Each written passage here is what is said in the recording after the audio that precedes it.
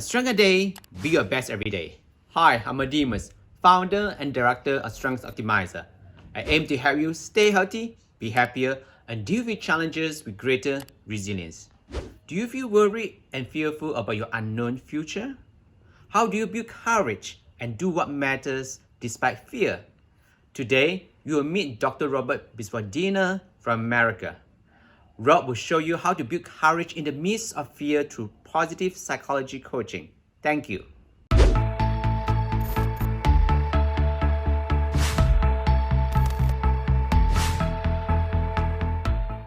Hi, I'm Adimus, founder and director of Strong Optimizer. Thank you for watching Strong Optimizer's The Size Up Your Wellbeing series. Today, we have Dr. Robert Biswas-Diener joining us from America. Robert is widely known as the Indiana Jones of positive psychology because his research has taken him to such far-flung places like Greenland, India, Kenya, and even Israel. He is a leading authority on strength, courage, culture, and happiness, and is also known for his pioneering work in applying positive psychology to coaching. I'm so grateful to have you today, Robert.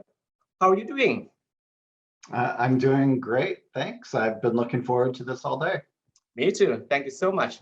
Well, once again, thank you for taking the time to share your research and insights on the topic or the science of courage, particularly how we can learn to be courageous through grief, loss, pain, and suffering. I'm just curious to know that, Rob, before we dive into the science of courage, just what brought you to research on courage in this first place? I mean, what are your whole belief and or even your aspirations? Yeah, that's a good question. So I'm unlike some other researchers in that I'm not at a full-time university position, so I don't necessarily need to just follow one program of study. So I tend to research whatever interests me. So sometimes I'm happiness research. Sometimes I research hospitality, being welcoming to others. Sometimes I'm looking at courage. So I jump from issue to issue, topic to topic. And courage came about because people kept telling me that I was courageous. Okay. But I never really thought of myself in that particular way. And I think this is kind of a common dynamic that people have. But I definitely was a risk taker, especially when I was younger. Yeah.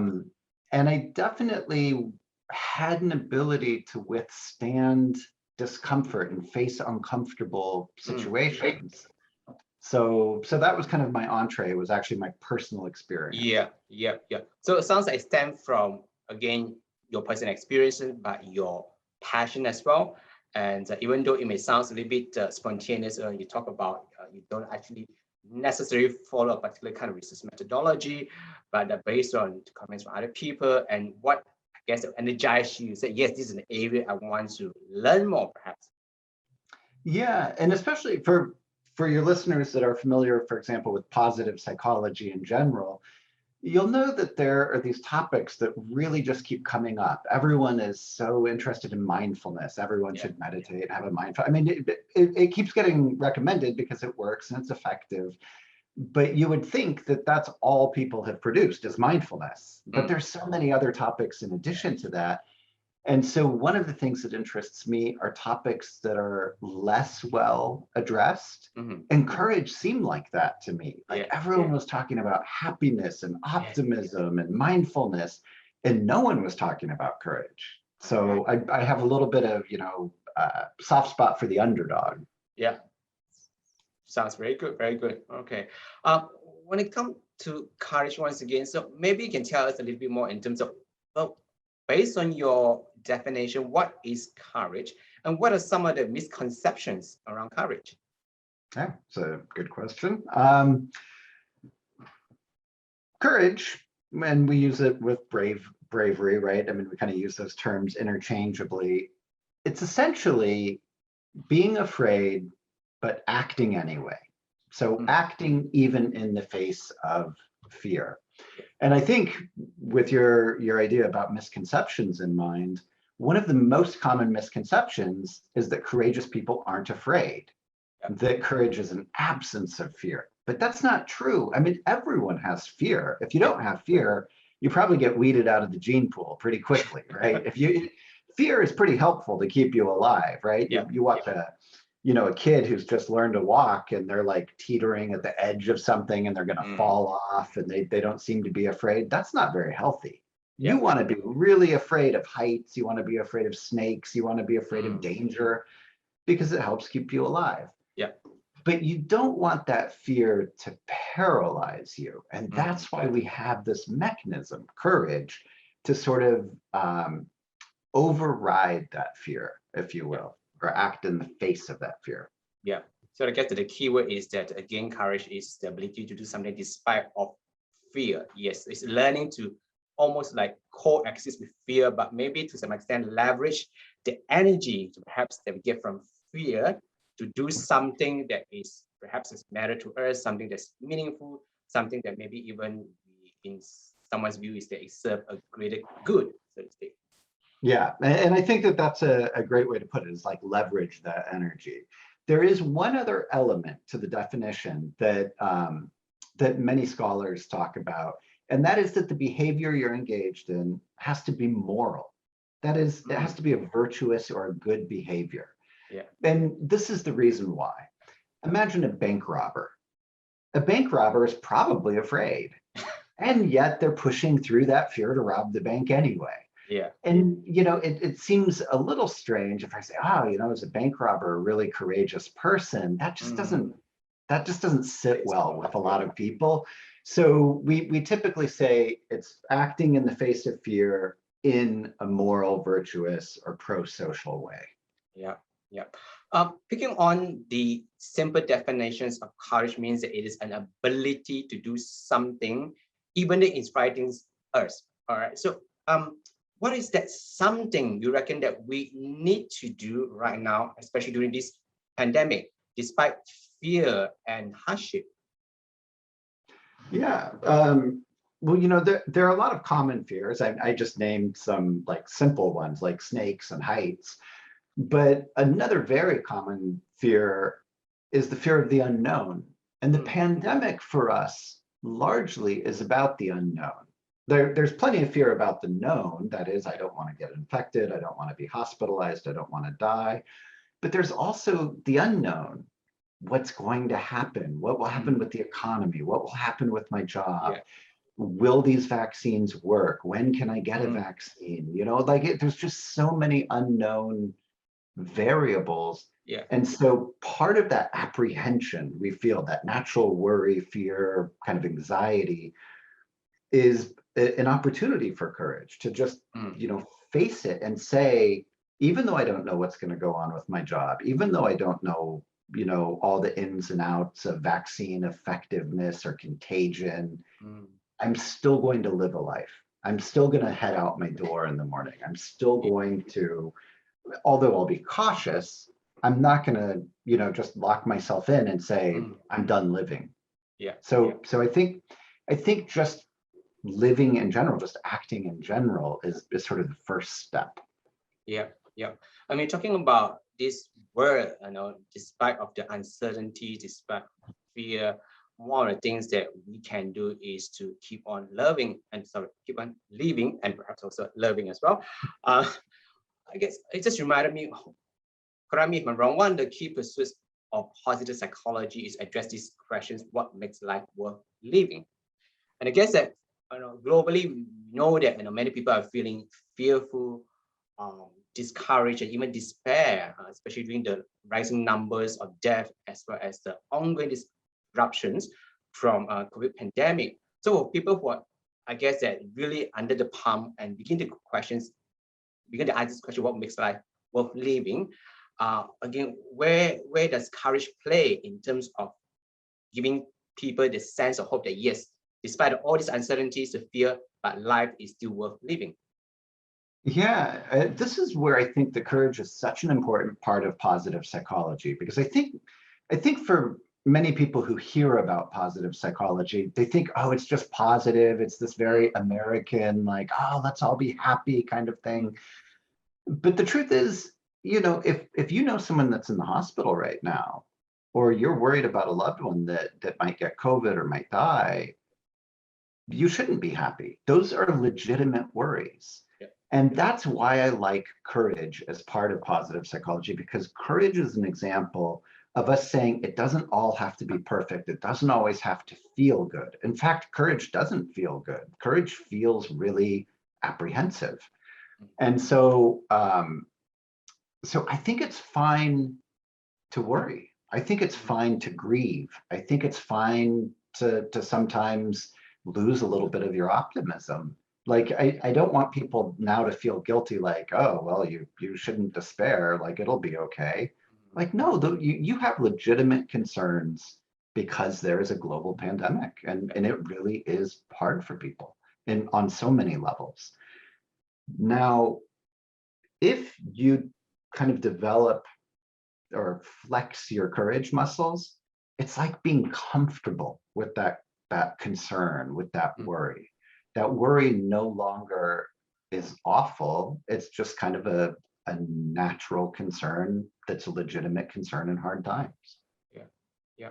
I think what I'm hearing from you, Robert, is that there are two layers. One, and I'm so grateful to hear that you're normalizing the full spectrums of human experience, not just about being positive, being happy, staying positive once again, but also embracing the inevitable grief, loss, and pain and sufferings that are happening so widely around the world. So the one layer, so this is a format giving us permission that, hey, it's okay that today I don't feel pumped, today I don't feel motivated, today I don't feel like on the top of the mountain, but yet I'm still going to choose courage, as I say, despite all these things that are trying to bring me down. But again, I guess that it's also important for me that we don't do this as an individual. We can do this. We can certainly harness the connections, the community that we have, because obviously with the pandemics, a lot of us in the bubble, so to speak, has been in isolations, and there's even more critical for us to deliberately and intentionally to build that sense of connection and community in this crisis. Absolutely. And so, you know, if you imagine a classic example of a courageous person like running into a burning building to save someone, the non-courageous person would say, I'm not going in that burning building, that's dangerous. The foolish person just says, I'm just going to run in there and I don't care, and I don't even know if there's someone in there to save. The courageous person is still trying to be careful. Like, they'll run into the building, which is a huge risk, but they're not just doing it foolishly. They're maybe looking around, trying to choose the best route, trying to avoid the flames to the extent possible. And I think that's a metaphor for what's happening right now. You know, the burning building is the world. It's the global pandemic. And so if you're going to run into it, it doesn't mean you're going to go to some huge event where no one is wearing a mask. It means asking yourself, if I'm going to live in the face of this pandemic, what does that mean for me? What would be an enriching life for me, given the metaphorical flames that are around me? So I'll give you just a quick example of this. I decided right at the beginning of the pandemic that I really wanted to focus on drawing.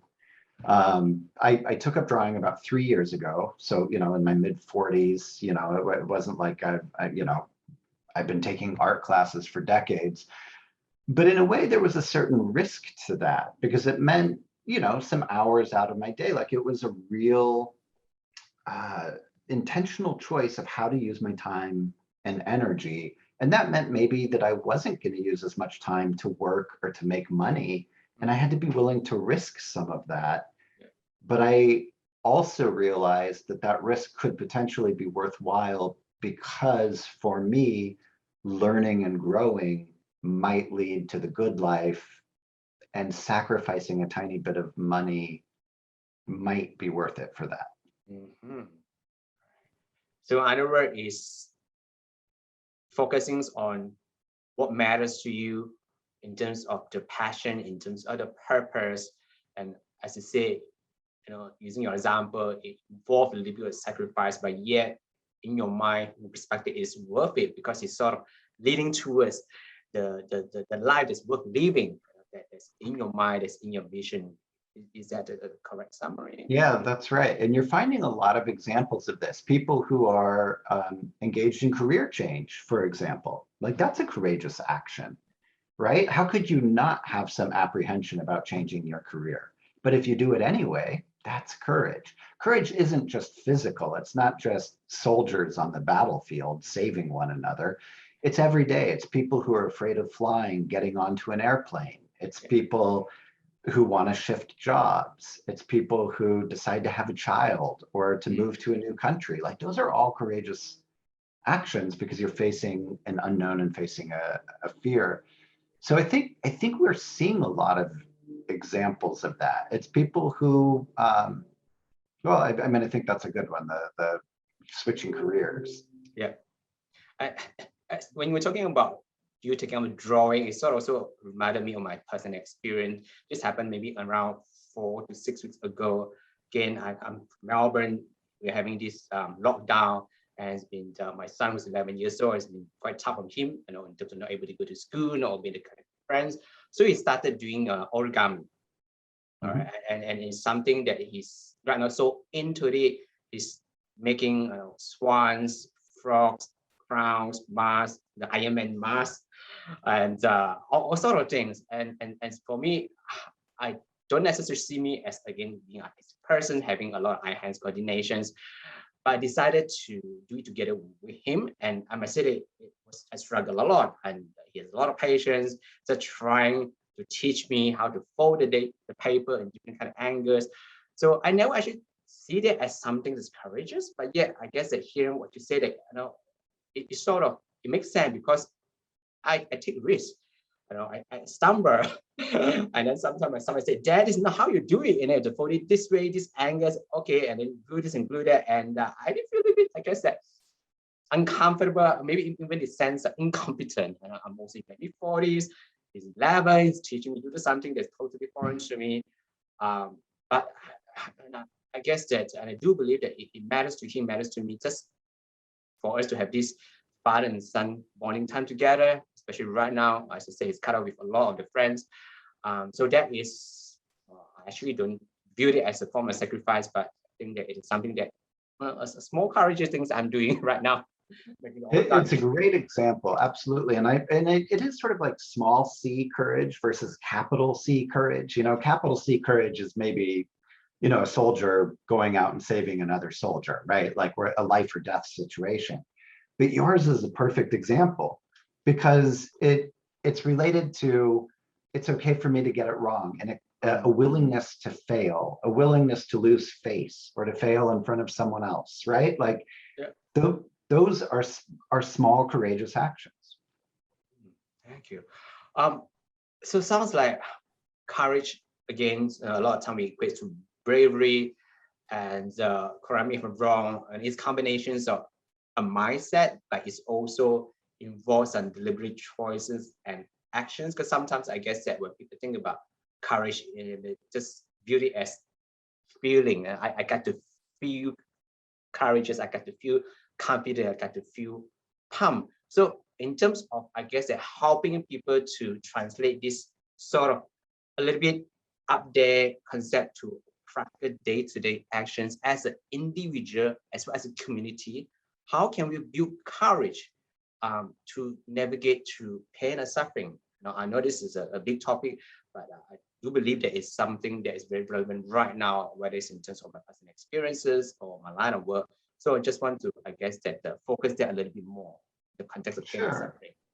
So again, going back to the idea that courage is just acting in the face of fear, I would say that anchoring in your values, really tapping into your values, and you just gave a perfect example of this yourself when you said, I didn't feel like it was a sacrifice because it was about connecting with my son, even though I look like an idiot with the swans and the frogs, and they don't look like frogs. They look like, something sharks or something else because I'm so bad at origami, but it's in the service of something larger. And that's what you find with courage. I'm willing to take this risk because the potential payoff is something that I value. I'm willing to jump in the water to save this person because I think that their life is valuable. I'm willing to start a new business because I think that could be a very rewarding experience. Yeah. I'm willing to marry this person because I think that that could be a good thing in the end, even though those are all huge risks to take. So really articulating for yourself what your values are, that's what gives you a little bit of a kick in the pants to move forward. Mm-hmm. Yeah. A lot of times, sometimes we also use the value as a metaphor, saying that it's almost like our internal compass. In the situation where you're sort of lost in the wilderness, you need a compass to sort of show you where is the north or where is the right direction to go through. And a lot of time, having a compass doesn't give you the full view of what exactly is going to happen to you in the future. It only tells you that that is the so-called the desired direction that we're heading to. But we got to have the courage to take the next step to explore the wilderness, to take the next step into the unknown, despite of when you use apprehensions or fear. And sounds like value is the internal compass that sort of also anchor us and give us the sense that yes, I may not know the details of the future, but I know where I'm heading to, and it aligns with the value that I'm having. And that I'm so glad you brought that up, because that opens the door to another sort of courage building skill. Because let's say that values are a compass, just like you said. If you were really lost in the woods, but you had a compass, that doesn't mean that you would walk. You might still be too afraid, right? Yeah. Like, okay, I know where north is, but I'm afraid that there's, a lion out there or a bear or whatever it is. I'm afraid that I could fall off a cliff. So I know where north is, but I'm not taking a step. Yeah. So it's helpful to know where north is, but that doesn't guarantee you the courage, but it's helpful, right? It's one of the things that could give you courage. I think that part of courage is like going to the gym. Just like you go to the gym and you flex your muscles over and over and over, and that's how you get strong. Yeah. Doing little courages builds those muscles. Yeah. If you're the type of person that never takes a risk, I'm always concerned about how people view me. I'm always concerned that I look perfect. I'm always concerned that I never fail. I never want to do anything wrong. Then you'll never build the courage muscles. Yeah. So but imagine you go out to the grocery store and instead of, wearing a nice outfit, you wear two things that totally don't go together. Wear a shirt and wear some pants that look so ugly together. And you'll feel uncomfortable. You'll be like, ooh, I'm worried that people are looking at me or people will think I don't have fashion sense. So what? Just doing those little tiny kind of low stakes discomforts can really build your muscles so that when it comes time to face high stakes discomfort, it's more comfortable, more familiar to you. Yeah. So it's about making incremental changes or sitting with this sense of discomfort incrementally. Obviously, in my line of work, the part of my work is in the areas of grief and loss and trauma, in the sense that work with patients with terminal illnesses, and sometimes in the face of death, I've seen a lot of different responses. Some is total comfort and acceptance, knowing that this is my time. I have no regrets. I left some sort of legacy. I'm ready. Just take me. We also others in the midst of confusions, anger. Why me? Why my loved one? I guess that when it comes to the point, sometimes it's quite difficult to comprehend how can certain people have the courage to face death with the sense of peace and ease, whilst others are still struggling. So you're saying that a lot of the time is about what we are doing right here, right now. So every single day, in terms of learning to flex the courage muscle by putting ourselves out there to sit with this discomfort, but also with the sense of uncertainties, because I think that one of the struggles a lot of people have, especially including myself sometimes right now, is we want to have a sense of control because of the disruptions, because of the unknown, which means that I got to hold on to something that can anchor me, that sort of makes sense. So again, using your example is just constantly be a risk taker is one of the pathway that can help people or help us to build the courage. Yeah, I also like the idea of control, Because the bigger the sense of control you have, presumably the less fear you have, right? The less unknown there is, right? If you had total control, you probably wouldn't be afraid at all because you know that you can affect exactly the desirable outcome. Yeah. So in terms of control, one of the things I've been thinking about quite a bit in terms of the pandemic is planning for the bad stuff. And this is very different than the idea of positive psychology and we should all be optimistic and hope for the best. We know for a fact that more bad stuff is going to come. And I know that probably sounds awful, right, for me to say that. You're in lockdown in Melbourne. I'm just going to guess that even when you come out of lockdown, there could be another lockdown down the road. Yes. We can kind of hope there's not, but that hope is out of our control. But to me, the interesting question is, if you have another lockdown coming, let's say in December, or maybe next February of next year, or whenever it is, how can you prepare for it? So instead of just saying, oh no, it's lockdown again, say, oh, I've been planning for this. I actually feel like I have some control over this. I've put some structures or procedures, or I bought some stuff for the house to plan exactly for this. And now my life under lockdown is going to be better because I exercised control. That's so good, because that's another, again, key actions and components of courage, which is to do something about it. It's like you said that in the wilderness, holding the compass doesn't mean that we have the courage to take the first step. But when it comes to facing fear or unknown, again, it's about intentionally doing something. It's preparing for the worst. I like it because it does give people a sense that this is something that I'm actively doing to prepare myself, knowing that this whole pandemic may linger around for a little while longer, but rather than saying that I am the victim of the current situations, what can I do? How can I help? I guess sometimes even going beyond our needs is to look at, I guess, our wider community. How can we be a service? Who can I call today? Who can I encourage to encourage? When you think about it, it's about adding courage, because there's so many people who are discouraged. So perhaps we can also learn to be an encourager for others as well. Yeah, absolutely. And I think that when you do this, you do exercise control. So imagine, I'm going to go back to the example of planning for a lockdown. We've been through a couple of lockdowns here. And after the first lockdown was over, my wife and I took stock and we said, what did we miss during lockdown? Oh, we miss going to the gym. We don't have a home gym. Well, let's go buy a few weights so that if there's another lockdown, we have better exercise. Let's subscribe to an online exercise program that we can watch through our TV. And so then when the second lockdown came, we had those things in place and it felt easier to live, easier to act. And I think you can do that with a million little things, buy a stack of thank you cards and say, I'm not going to touch them. But if we go through another lockdown, one of my lockdown projects will be to write notes of gratitude and put them in the mail and send them off to people, or just so that you have some feeling that you're living your values and that your life hasn't been short-circuited, that it's still worthwhile life. Yeah. And I guess with this word control, sometimes it may have some negative connotations, but I guess the other side of the word control is like the big way to call it the sense of agency.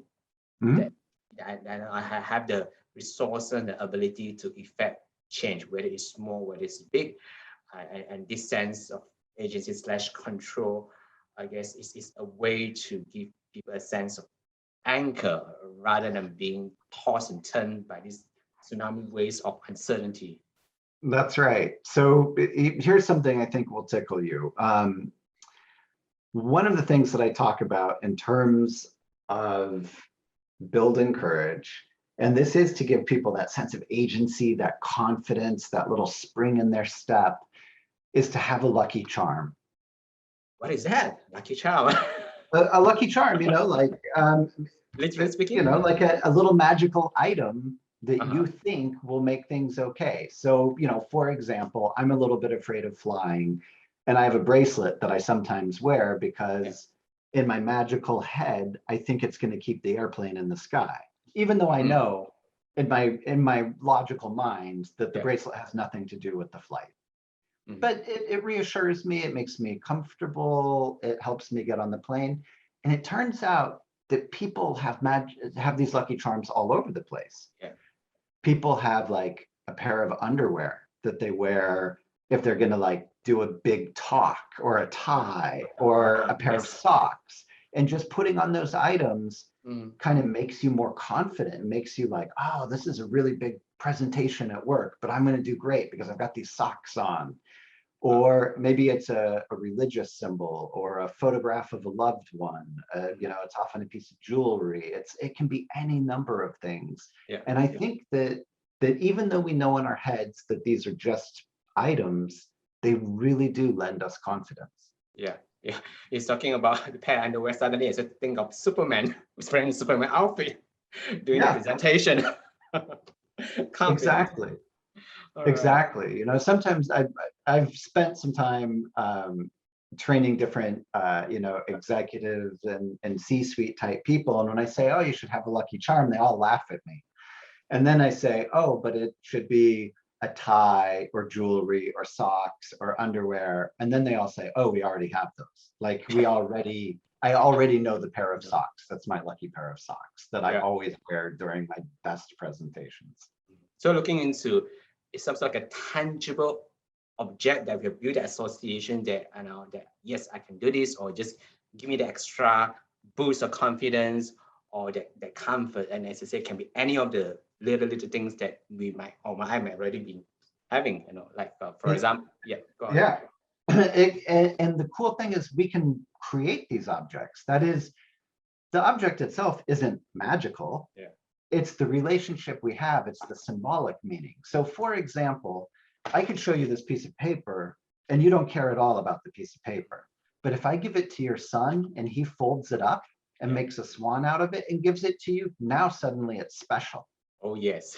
even though it's just a piece of paper, but you have made special meaning out of it because it's a symbol of your son. It's a symbol of your relationship. It was a gift to you. And so you can take any object and imbue it with meaning. And that's how we get these magic items, these little lucky charms, is we have at some time in the past created them. Like at some point that underwear or those socks were just in a package on the shelf. Something happened along the way for you to feel special about them. If I may take that a little bit further in terms of putting on the devil's advocate hat, like to what extent, you know, we need to so-called rely on those items, because of course in the extreme forms that let's say that so and so forget to wear their favorite underwear if they're out of town, and then suddenly they get panicked because I don't have that. I guess what are some, I guess, that principles to ensure that the lucky charm is actually serving benefits rather than become a dependency object or item? I think it's a really, really smart thought. I love that you just brought that up. So you're right. I mean, there is a risk around it, right? This is what happens when a small child loses her stuffed animal, right? She has a little plush toy. It's really special. Then she loses it. Well, that's awful, right? And unless you can replace it with an exact, you know, copy, or the smell. It's a really, really sad, you know, sad day for the kid. So yes, we could be dependent on them, but you know, it's a little bit like being dependent on crutches. You know, people are always like, isn't that just a crutch? But I think a crutch is a good thing. I don't want to take a crutch away from someone. If someone's got a broken leg, go ahead and give them crutches. No one's like, oh, look at them depending on those crutches. A crutch is okay, but you don't necessarily want a crutch forever.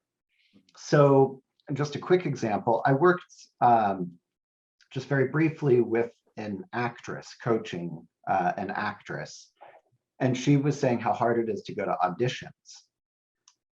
And you know, really hard. Like you have to like really put it out on the table. They usually interrupt you, they dismiss you, you don't get the job. She said it's really awful.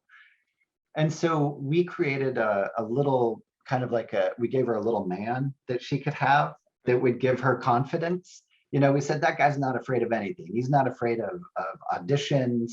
And she would just carry him in her pocket. And then she got to a point where she was afraid she was going to lose him. And so what she did is she put him next to her computer and she would just touch him before she went. Because it's all magic, right? Like you know, like, I think that's good enough. And then she got to the point where she could just look at him and she didn't even have to touch him. And then she got to the point where just knowing that he existed was enough. And in fact, even if she didn't see him, if he was in a drawer, he got lost, she just knew he was somewhere out there in the world, and that was fine. Yeah. Wow, that definitely is a whole new level of lucky charm, because it's not about just depending on the need, but it's slowly, I guess, that to even transform from something that's tangible to something that's straight into, either you call it into your mind or into your heart, and you know that, okay, if I do a little bit of gestures, kind of remind me, yes, I've done this before, I can do it again. I may not be able to execute perfectly every single time, but again, putting on the courage mindset that it's okay to fail as long as you're failing forward. Yeah, exactly. Wonderful. Robert, because quite an expertise in the applications of positive psychology coaching, so I can't help but to ask you this question: like, how can we apply positive psychology coaching to help someone build courage? Well, I think at the heart of coaching is just asking the client questions, right? You're trying to understand the client's worldview, understand what the client wants, understand what well-being would mean for the client, what the benefits, the costs are, and really, for a client to make any kind of positive behavior change, whether they're working on you know, a goal having to do with getting a promotion at work, or whether their goal is a health goal, it's gonna take a risk to make change. Maybe they're gonna have to sacrifice something. Maybe they're gonna have to have a confrontation with someone who doesn't support them. Maybe they're gonna have to be competitive. Maybe they're going to have to put up some money. I mean, there's just so many risks associated with the kinds of change that our clients make. And I think one of the things that coaches do naturally is that we try to empower our clients by increasing their motivation, increasing their confidence, anchoring them in their values, getting them social support. And I actually think that is the courage process. That emboldens them. And if you think about it, when we say we encourage a client, the word courage is in the word encourage. It means to give courage to. Yes. Yeah. So true. And I think that that's one of the powerful roles a coach can do, just being in the presence, as I said, understandings, the dreams, the hopes, the fears, the frustrations of the client, but along the way, have that capacity to act a little bit courage, but also perhaps provide some clarifications, how the clients are tied into what matters to them, to the community, the present, the futures, all the little things that it does. I guess that there's so many elements that involve this act courage component in the whole coaching process. Yeah, absolutely. Wonderful. Well, I only had one last question for you, Robert, and it got nothing to do with courage, or maybe, which is, what's one thing that you have been doing this week to look after your well-being? Oh, that's a great question. Many years ago, I started putting my well-being first. I feed my well-being before I feed the other stuff. So I'm not one of these guys that gets up and checks his email on his phone first thing. When I wake up in the morning, I go and I draw for an hour at least, so that no matter what else happens during the day, I feel like I had an hour of flow experience, that I got to learn and grow. Even if the drawing didn't turn out well or not, that I don't care about that. Like, I really got to do something kind of for me, or maybe sometimes I'll read a novel then. And I just will not sacrifice that. Yeah. I could just put an extra hour or two of work in. Absolutely not. I'm doing well-being first. And, you know, I'll take a walk with my wife. Usually we walk every day or every other day. And this has been a really interesting thing actually during the pandemic. We live in kind of a nice, you know, neighborhood. It's a little woodsy here. It's not an urban neighborhood. You know, we live like at the edge of town, kind of in a suburban neighborhood. Since we've been walking during the pandemic, we have met so many people, and just small talk, just neighbors who you say hello to, or you stop. And over the last year, year and a half, we have gotten to know people. We have, and it's been a really strange upside in what has been a really dark time. I mean, this has been a tough year and a half for us, and certainly for others. And yet, taking this walk and finding these just small connections and feeling a greater sense of neighborliness than ever before, that has done wonders for my well-being. Yeah, yeah. And once again, kind of emphasize the importance of making meaningful connections, building a sense of community, Yeah. you know, reaching out to one another, again, giving courage to one another, being the hope for one another. I just love this word, one anothering. I think that we can do more than one anotherings. Then yes, we are living in the dark time, but yes, that we all can become the beacon of hope for one another as well. Yeah, absolutely. Absolutely. All right. Well, I'm afraid that that's all the time that we have for today. Once again, thank you so much for joining us, Robert. And for our listeners and our viewers out there, if you want to engage Robert's expertise in positive psychology coaching and training, I'm sure that you can contact him via his website, which is robertdiener.com. If I get it right, so it's robertdiener.com. Thank you for watching. I'm Adimus from Strong Optimizers, and we're here to bring out the best in you by optimizing your strengths. Have a fabulous day, everyone. Bye. Thank you once again, Robert. Thank you. Bye-bye.